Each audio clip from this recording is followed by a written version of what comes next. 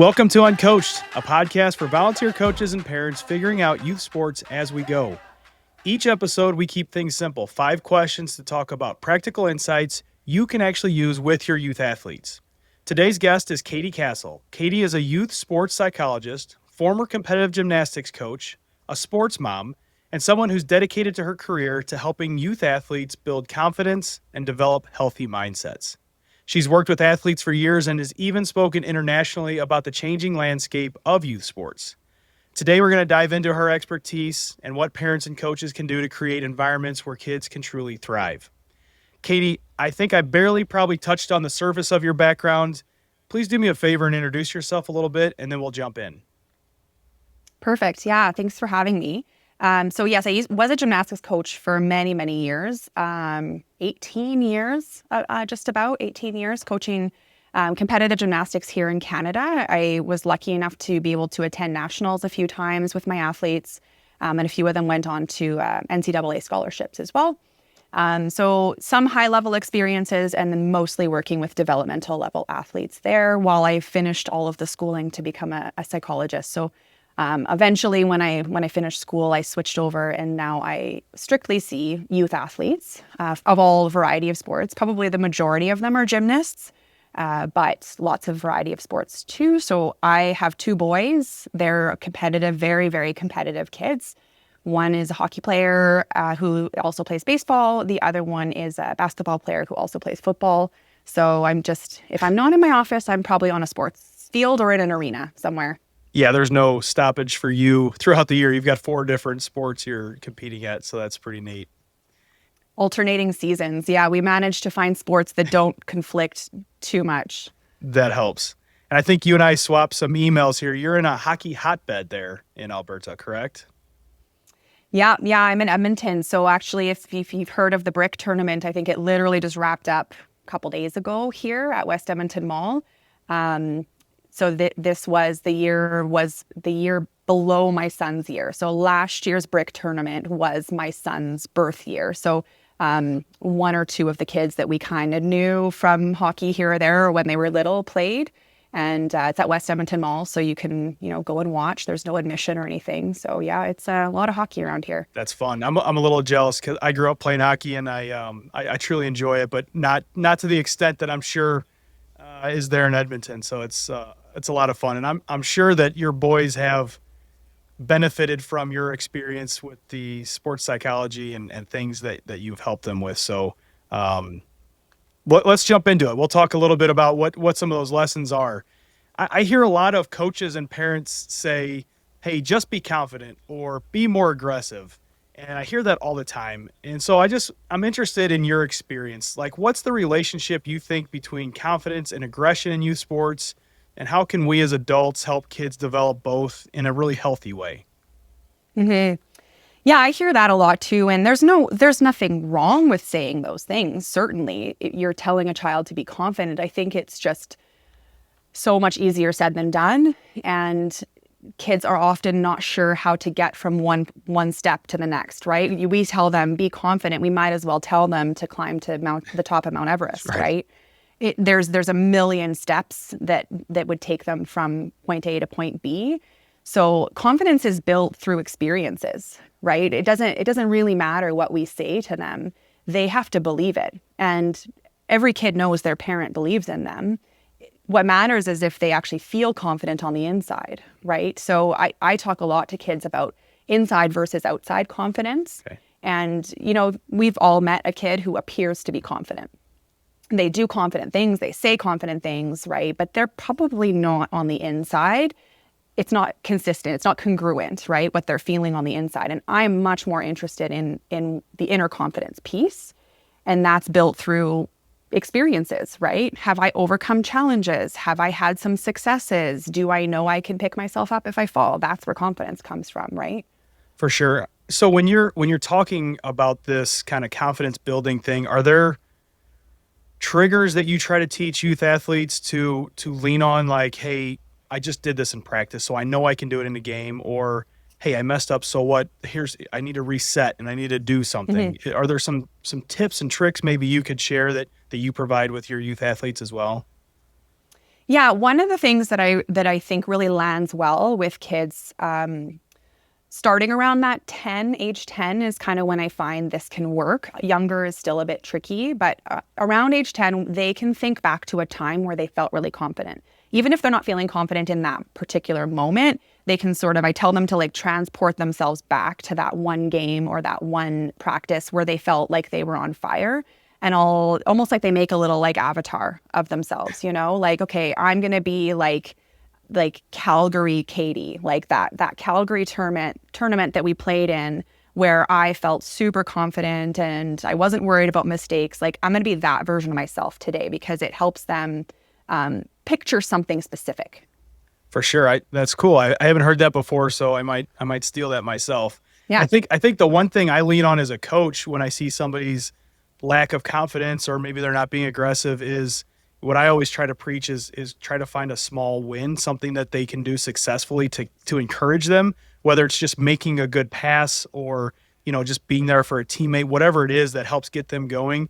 That's something that I've tried to focus on just from a coaching perspective, 100%. Yeah. Yeah. And, the second part of your question, you asked about what adults can do to help them develop, confidence and aggression was your question. But I think one of the things that we know our kids need, but we as parents really struggle to do is to let them be uncomfortable. No parent wants to watch their kid be uncomfortable. And we almost always have the ability to jump in and fix it. And so we do. But what we're doing is we're actually preventing them from building confidence in their own ability to tolerate being uncomfortable and to overcome that challenge. So the next time a challenge comes up or an uncomfortable moment in the game happens, they don't have that experience to lean on. Right. They can't look back and be like, oh, I've handled this before. It wasn't a big deal because we stopped it. Like imagine if we went into the gym and we stopped them every time they were doing a rep and it started to get uncomfortable. They started to struggle and we're like, oh, just stop. You're uncomfortable. Like they'd never get stronger.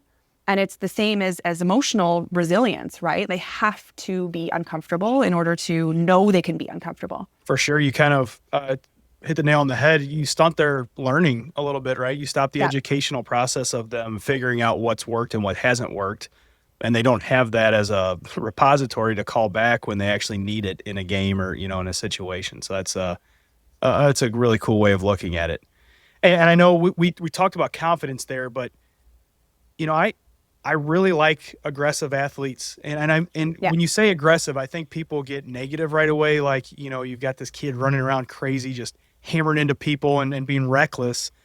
And that's not really what I mean when I say I want people to be aggressive, but you want them to have that lack of fear to go after the puck, the ball, the fly ball, whatever it is. I want them to have lack of fear. And I wonder, I always tie confidence and aggression together. Maybe that's the wrong thing. I don't know. Maybe you have some insight on that too, but give me some thoughts on just aggression by itself and try to promote that type of style of play with a kid. Yeah, I think they can be tied together. Certainly, I think it is trickier to be aggressive if you're not confident. Sometimes. I also think that for some kids who are not confident, maybe aggression is what they lean on. Because you can feel confident in one area and not the next, right? Like if they feel confident being the aggressive, and we all know kids who have sort of the old school mentality of like, I'm the enforcer kind of kid. Yeah. And so they take that on and then that becomes the only thing they do feel confident doing and they struggle to get out of that comfort zone. So I do think that it can be linked, but I think it's important when it comes to aggression to help kids understand the difference between a helpful kind of aggression that is targeted at advancing a play or, like you say, going in for a puck battle or, defending aggressively if you're playing basketball, not being afraid to kind of push back a little bit if someone pushes you. Versus what we often see, which is kids who are very dysregulated and acting aggressively and they're not in control of their actions. So I think it's really important for the adults to talk to kids about what's good aggression that is needed for my position and what is the kind of aggression that is not going to get me anywhere in this game and probably make me play worse because I'm seeing red. Yeah, for sure. It's a great way to look at it because you're looking at both sides. And I think a lot of coaches and parents probably have seen both sides where you've got an over-aggressive, almost the reckless, and it's almost like you have to try to curb that a little bit. Yeah. But it's the same conversation on, hey, what's good aggression? What's not good aggression, that sort of Yeah. thing. And sticking with this topic of confidence, you've worked with kids 7 all the way through high school, and I'm sure it changes with different ages. But what's one mistake you maybe have seen well-meaning parents and coaches make that kind of slowly chips away at that confidence? It's hard enough to do it on your own, right? But Yeah. the adult influence, are there some things that you've seen that have kind of hurt certain kids in certain instances? Yeah, this one actually tends to be a bit of a hot topic, and I think it's because they are always well-meaning. The parent is always well-meaning when they make these kinds of decisions for their child, and so when I suggest that this might be hurting their confidence, people tend to feel a little bit defensive about that, and that's not the point of it, right? It's just me bringing this up to get people to think about it from a different perspective. And the answer I'm going to say is shrinking their world. Right. So anything that makes your child feel like the sport is their whole world can eventually really shake their confidence. Because what's happening for them is that the pressure to do well at that thing becomes greater and greater and greater, even though nobody's intentionally putting pressure on the child. By having them spend more time, having more conversations about the sport, how we talk about our kids, like, oh, this is my child, the gymnast. This is my baseball player over here. We are talking about, oh, we can't go on family vacations because we have this tournament here and this tournament here. Their world becomes their sport, right? Even changing schools to be closer to your sport location where your practices occur, right? All of those things sort of accumulate. No one of those things is going to do it, but like they accumulate, and eventually a lot of kids these days feel like, I am my sport. This is all I do. So how could they not feel pressured to be good at it? I'm guessing too, like what builds into that is when you do shrink that world and things go wrong and something doesn't go your way, that it has such an even more of a larger impact. It's almost like twofold the impact, because that is their world, and now something's not going wrong. Where do I go to like recognize who I am as a kid and gain some confidence back if that was my world? Yeah. Yeah. I mean, it used to be, I'm a different generation, I guess, but like it used to be that you had your school friends and you had your sports friends, and sometimes you had your neighborhood friends too. And, if you had a bad day, if I came back from the gym and I had been yelled at for 4 hours, nobody even knew about it. If I didn't tell my parents, I could just come home and go and play with the neighborhood kids, and I didn't have to talk about it. But these kids often are going to school with the exact same kids. Yeah. So it's like the school is no longer a place where you can just be a different version of yourself and forget about your sports self for a moment. Imagine that as a grown-up. Like, if you had no break from your work life and it was like everywhere you went, people knew exactly how you did in that last performance review with your boss. Like, it's hard. Yeah, it'd be brutal. I mean, I wouldn't like it, and I love that you put it in that context, because you've got me thinking too. It's important to have that break between sport and team and probably family life and other friends outside of it and school world. So it's nice to have some barriers sometime to have a separation of that personality.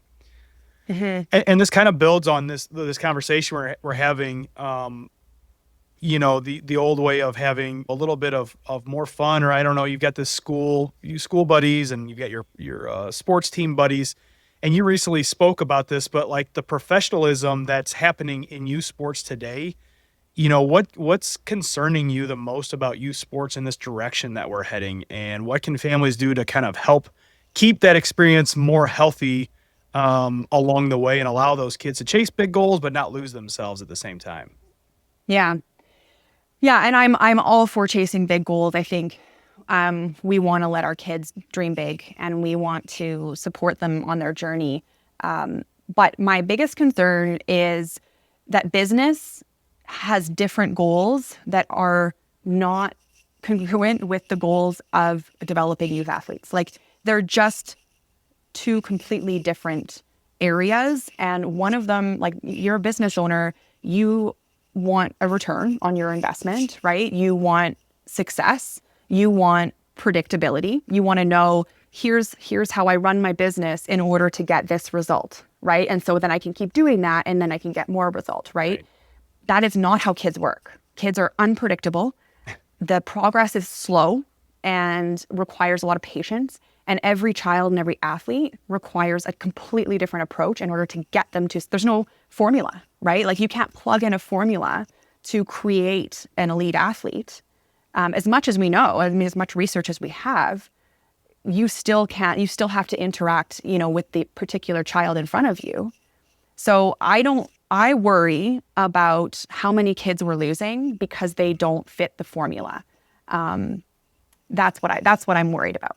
Yeah, and I have a similar worry, I think along the same lines, but I worry about how many kids we're losing because they just can't afford that engine that is becoming youth sports, because everything has gone the club route, or, big, larger conglomerate type of clubs. And they'll take your money, but the price tag goes up because they know that people are going to pay it, or a majority of people are going to pay. So it feels like we're potentially losing athletes in multiple facets because of this big sports engine that we've got.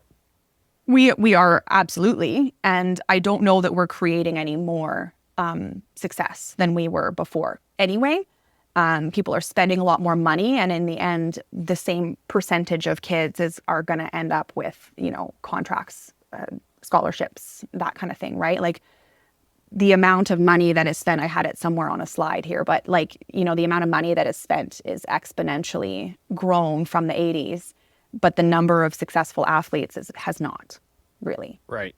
So, and even jobs like mine didn't exist in the 80s and the 90s, right? For sure. Because there weren't as many stressed out athletes. Well, I think maybe there were, but it wasn't okay to talk about it. You know what I'm saying? Like it wasn't okay to talk about it. Like just suck it up and keep playing type of thing. True. There definitely were stressed out athletes for sure.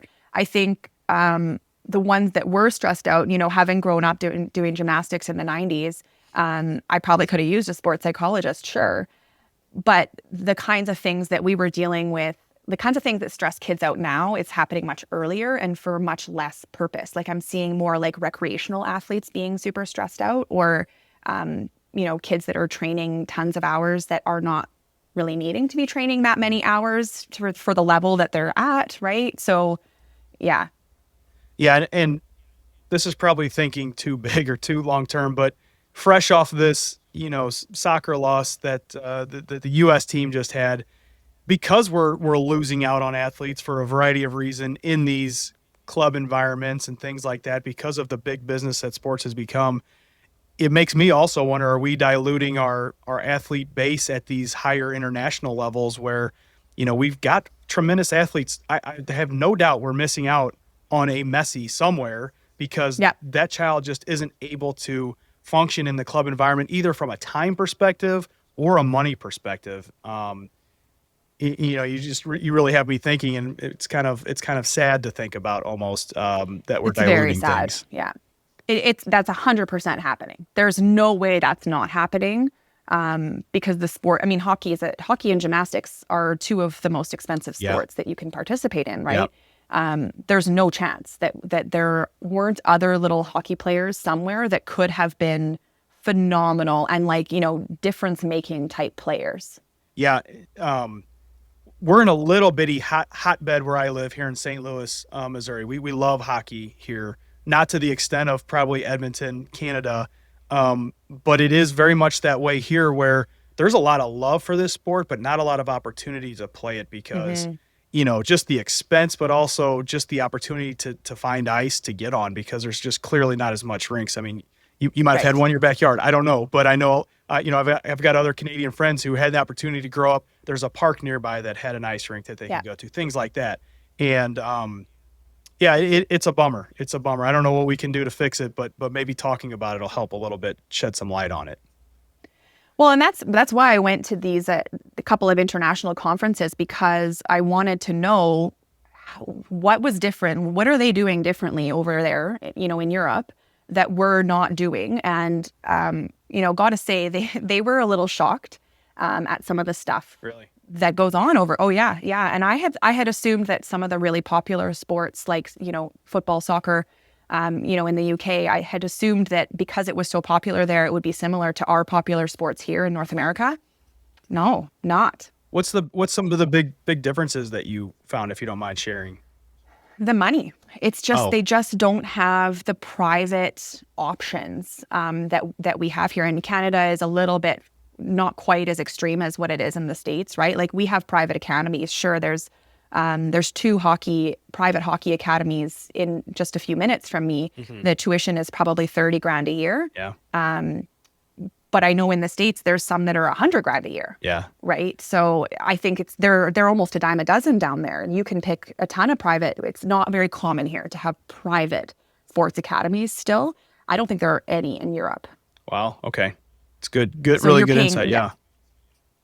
Yeah. So they also have a lot stricter regulations on. So like I know Norway in particular, they come up a lot in the youth sports world because they have a lot of regulations on, say, how many hours kids are even allowed to train up until a certain age, what age you're allowed to introduce things like a national championship, keeping score, and that's across the sports. Whereas here, so much of what we do is unregulated, right? Like for you guys more than us, you don't really have very many coaching regulations either. No.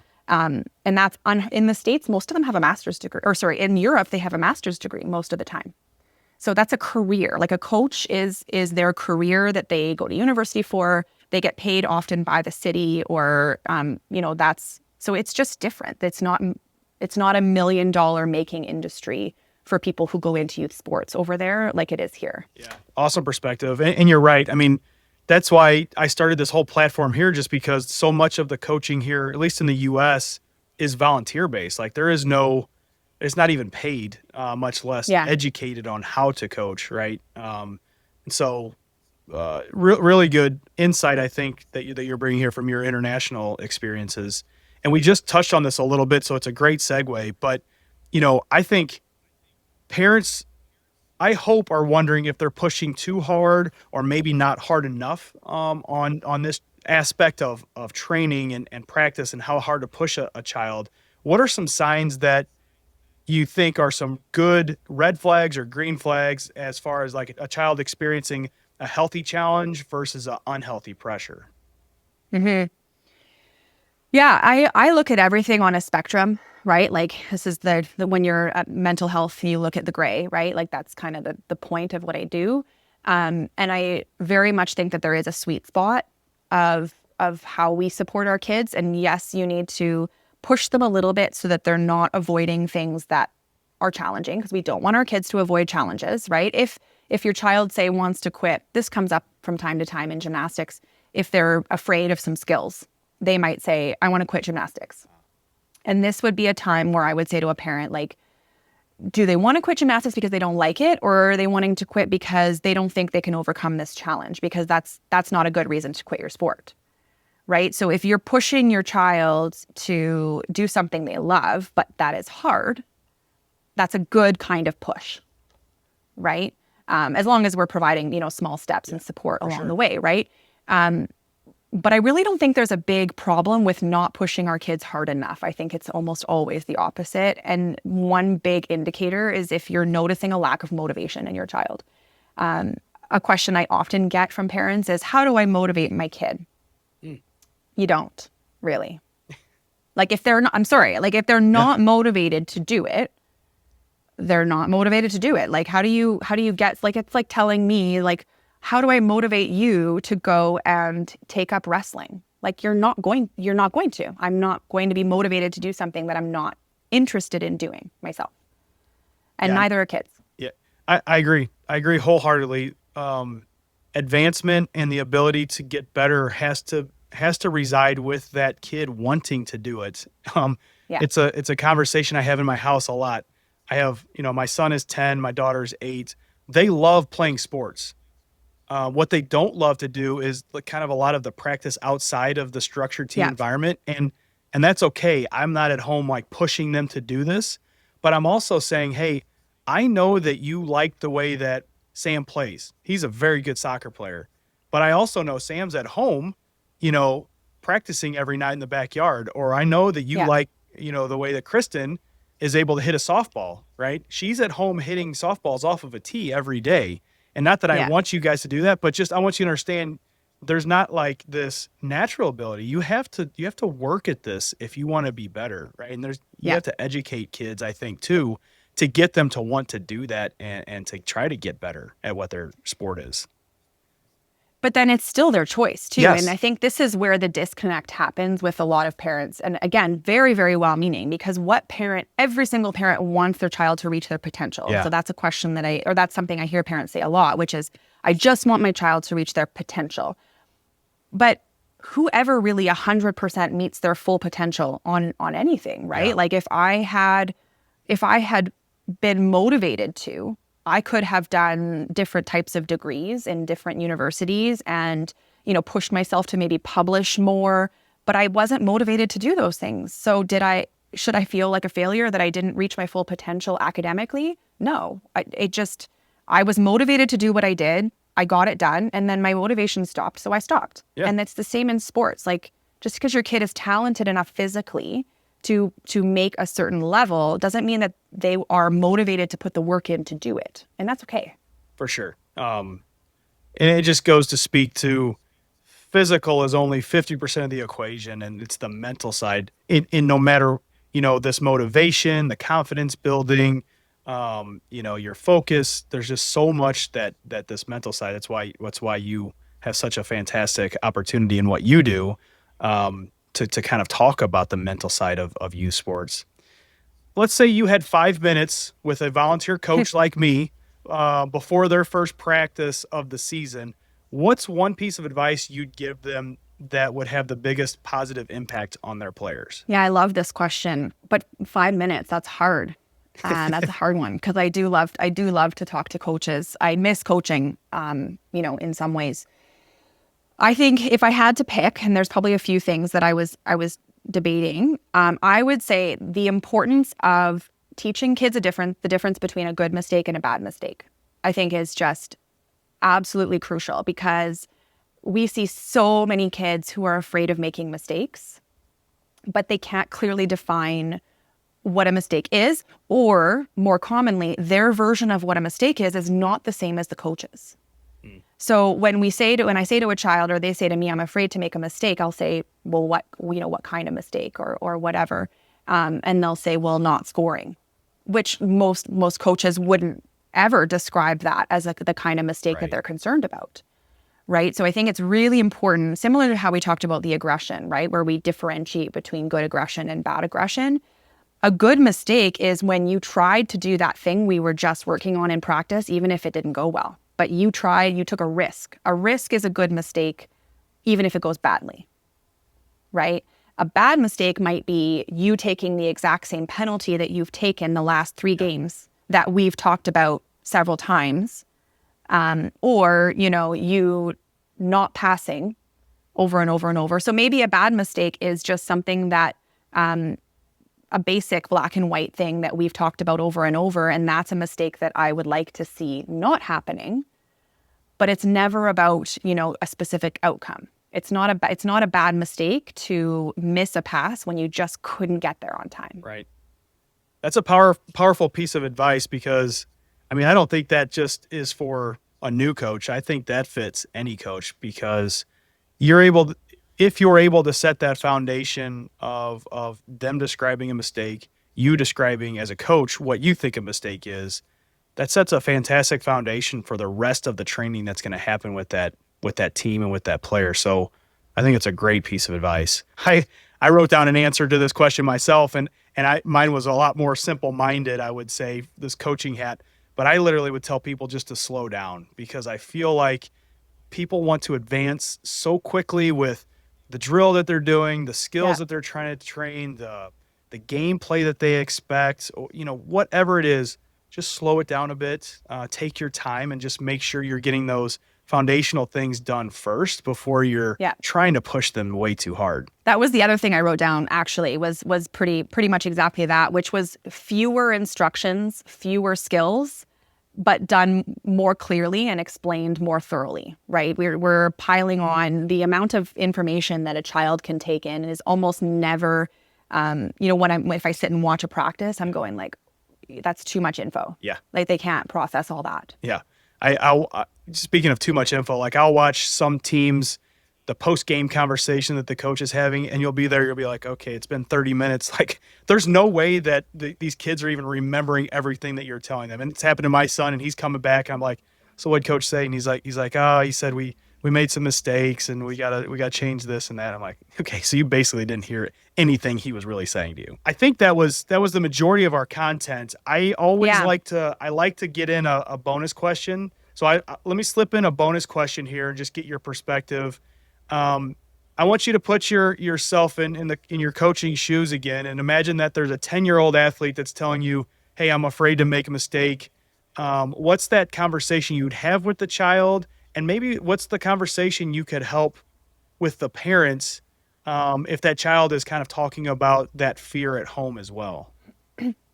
Yeah. So that is a question. That is a scenario that comes up, weekly, if not several times a week for me. And the first thing that I have to do is understand the environment around mistake making that this child is in. So it's not, I don't jump directly to how do I fix this? How do I teach the child to fix this? I need a full, much better understanding of what is this child's experience with mistakes? How do people typically respond when mistakes are made? And what does the child think is going to happen if they make a mistake, right? Not what will actually happen. What does the child think is going to happen if they make a mistake, right? Because they just sometimes they fill in the blanks on their own, right? And it's not necessarily what the coach would do, right? So I would say I would ask the child, what happens when you do make a mistake? When was the last time you made one? How did your coach respond? How did your parents respond? And if the answer is, well, I got benched, then how can I teach a child to become less afraid of making mistakes when there is a very real, it's quite scary consequence for them in that moment? So I think we have to, as adults, take responsibility for the environment that the kids are in before we ask them to make changes as well. No, that's spot on. I appreciate that so much. It's good insight. Well, Katie, that's all the questions I had for you. I think we can probably talk about this a lot more, but I do want to keep it to the promised 5 questions, even though I did slip in a bonus there. You've got such a tremendous view on youth sports and such a wealth of knowledge. Thanks for spending a little bit of time with me here, but where can other people find your content? Where can they follow you? And give me some more information about where viewers can go to see more of you. Sure. Yeah, this is a question that comes up a lot. I have an Instagram page. It's at Castle Psychology.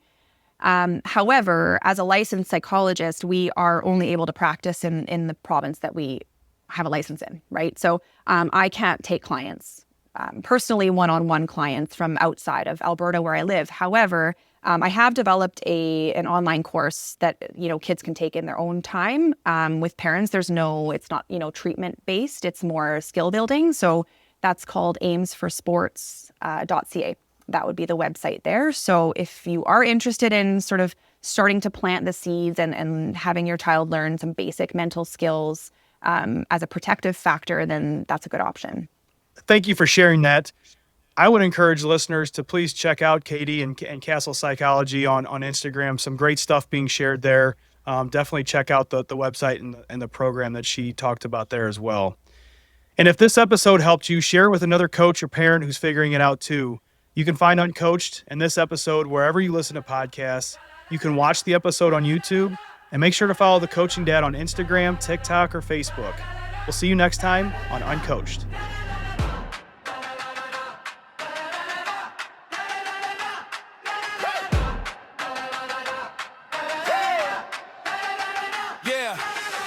Step up, time to lead the way for the